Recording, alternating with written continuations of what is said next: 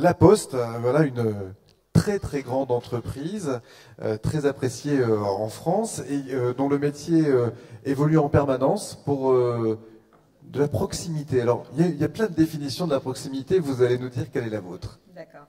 Bon, bah, merci beaucoup, merci d'être là et de résister au sandwich qui nous attend. Je veux vous dire aussi que moi, aujourd'hui, on fait la postale à la Poste. Donc, je suis venue en taxi-moto parce qu'on m'a dit que c'était le meilleur moyen d'être parmi vous. Ça a commencé par me dire, le gars m'a dit, il faut vous asseoir dessus comme si vous étiez un sac à patates. Donc, je lui ai dit, ok, sac à patates, c'est ce que je sais faire de mieux. Ensuite, il m'a dit, il faut vous mettre une charlotte. Donc, vous inquiétez pas, le ridicule ne tue pas. Qui m'a mis la charlotte et après il m'a dit, ah oui, quand même, ça va pas être possible. Donc, véridique. Donc, je suis ravie d'être là et merci d'être là aussi. Voilà. Je voulais commencer par vous dire que depuis 20 ans, effectivement, et on l'a vu, Internet change de manière radicale notre économie et nos modèles de développement. Mais je crois vraiment que la révolution est derrière nous et que ce que nous vivons aujourd'hui, voilà, est beaucoup plus une mutation numérique à un rythme sans commune mesure avec ce que nous avons vécu.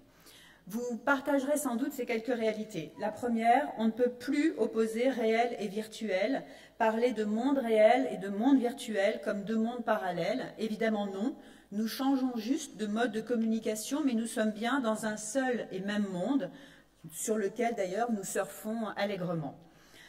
La deuxième chose, c'est qu'Internet ne fait plus seulement que rapprocher ce qui est loin, il fait aussi connaître ce qui est près. Alors cela peut paraître paradoxal, mais avec l'arrivée de la géolocalisation, de la réalité augmentée, Internet, après avoir été global, s'empare maintenant du local.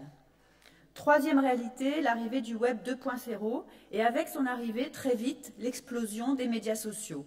Une nouvelle dimension dans les échanges est installée désormais, plus contributive. Chacun de nous peut s'exprimer, poster, comme à la Poste, des photos, des films, très facilement. Nous sommes tous devenus des amis, des followers, des connaissances. D'ailleurs, nous sommes tous, là, qui que nous soyons, où que nous soyons, à plus ou moins 6 degrés les uns des autres. Encore un paradoxe, l'échange est individuel et collectif dans le même mouvement. Quatrième réalité, Internet est devenu ubiquitaire. Ce terme, qui vient du latin ubique, qui était assez peu usité, qui signifie partout, a été totalement remis au goût du jour par Internet. S'il y a bien quelque chose qui est partout, dont l'accès est quasi permanent, c'est bien l'accès à l'Internet. En vrac, le Wi-Fi, les hotspots, les portables, les smartphones, les tablettes. Nous sommes tous connectés, comme autant de fils qui nous relient, partout, mais aussi tout le temps, car évidemment tout ça est vrai en mobilité.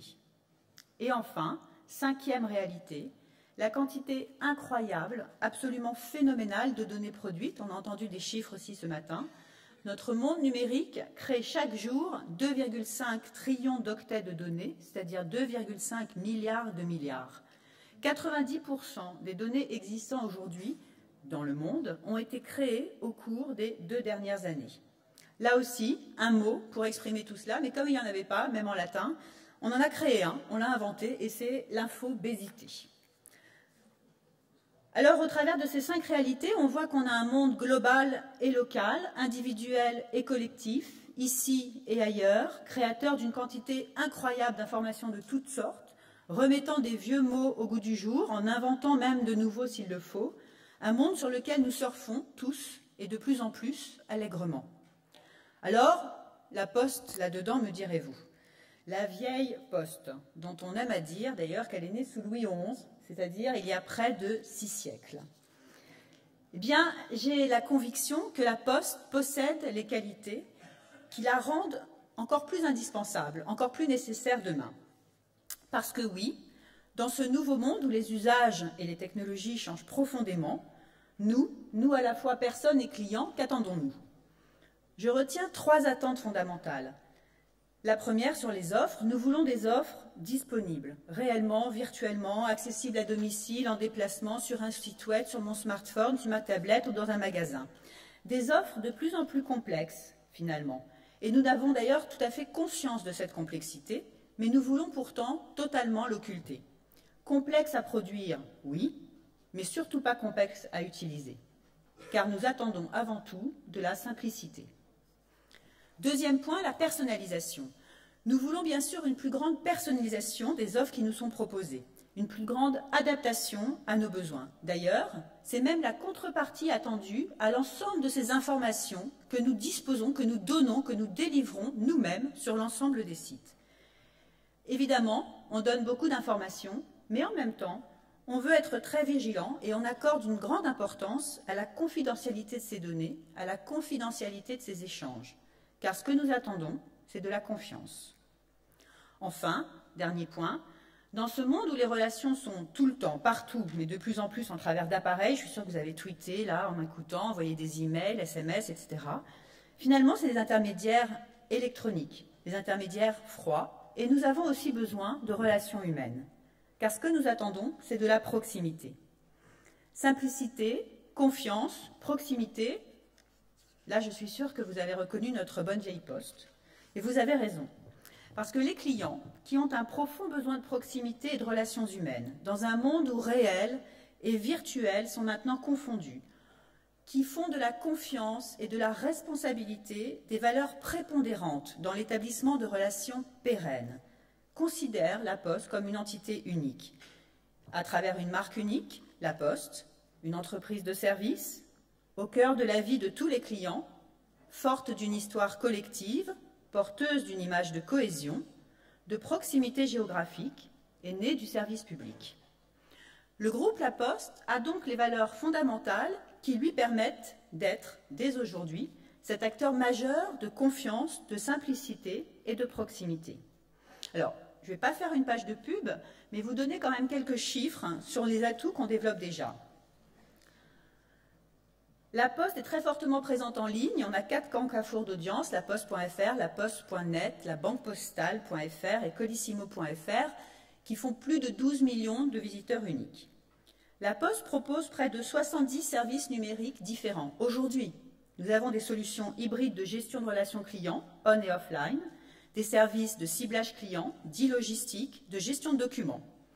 Nous sommes aussi présents dans l'Internet de confiance. Nous avons un service qui s'appelle DigiPost, qui est un coffre-fort numérique, qu'accompagne DigiShoot, qui vous permet de prendre des photos et qui sont certifiées, puisqu'on indique avec précision l'heure, la date et le lieu où ces photos sont prises. Et nous avons développé Identité numérique by La Poste, IDN, et on a plus de 20 000 clients en 2 mois. Évidemment, nous sommes très présents dans le e-commerce. Ce n'est pas M. Monboise qui me contredira, puisque nous sommes présents sur l'ensemble de la chaîne de valeur, aussi bien sur la création des sites, que sur le web marketing, que sur les moyens de paiement, que sur la e-logistique, et bien sûr sur la livraison. Je l'ai dit tout à l'heure, 3 colis sur 4 aujourd'hui sont issus du e-commerce. La Poste, à travers d'ailleurs l'ensemble de ses activités e-commerce, représente 25% du marché global du e-commerce. Donc c'est déjà le premier partenaire du développement des e-commerçants. Enfin, La Poste, c'est un vrai service de proximité. Vous me demandez, c'est quoi la proximité? La proximité, c'est quand même nos 17 000 points de contact, nos 80 000 facteurs qui passent tous les jours devant les boîtes aux lettres. Et on a aussi besoin, dans ce monde-là, à un moment ou à un autre, d'être dans cette relation de proximité, et je crois encore plus dans le monde numérique. Voilà, vous voyez que loin des idées reçues, le groupe La Poste est déjà un acteur puissant de la vente et de la relation client online, offline, online, un acteur puissant de l'économie numérique. Et en conclusion, parce qu'il faut bien conclure parce qu'on a quand même faim, c'est dans un monde vraiment global et local, individuel et collectif, ici et ailleurs, créateur d'une quantité incroyable d'informations de toutes sortes, remettant de vieux mots au goût du jour, en inventant de nouveaux s'il le faut, dans un monde sur lequel nous surfons tous et de plus en plus allègrement, simplicité, confiance et proximité sont des valeurs fondamentales, attendues par tous. La Poste est aujourd'hui déjà un acteur de l'économie numérique et je crois qu'il faudra probablement encore compter sur nous dans les 6 siècles à venir. Merci.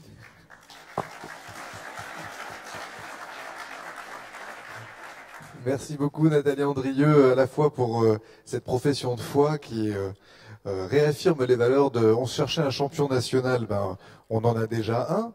Et merci pour ce clin d'œil, effectivement, autour de la proximité.